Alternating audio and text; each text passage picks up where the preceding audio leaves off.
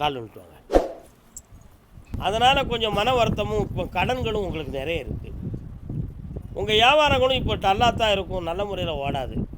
அதனால் இதில் முதலீடு பண்ணக்கூடிய விஷயத்தில் கூட சரியில்லையேன்னு சொல்லி 2 பேரும் ஓயாமல் இருந்து பேசி மனம் குழம்பிக்கிட்டே இருக்கிறீங்க. அதனால் உங்கள் வேதனையை தீர்த்து தொழிலை நல்லாக்கி தரேன், கவலைப்பட வேண்டாம். இதில் வேறு ஏதோ மாறுபாடு மாந்திரிகமாக நடந்திருக்கு என்ற சந்தேகமும் உங்களுக்கு உண்டு. நடந்தது உண்மைதான், அதை மீட்டுவது என் கடமை தான். 3 பேரும் ஒன்று போல் கால் விட்டுவாங்க, ஜெயிச்சிருவோம். நம்ம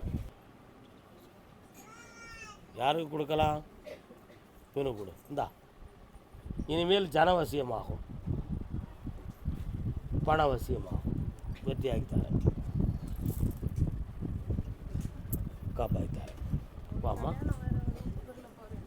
இப்போதைக்கு இல்லை, மன அமைதியாக இருங்க. அடுத்து பேசுவோம்.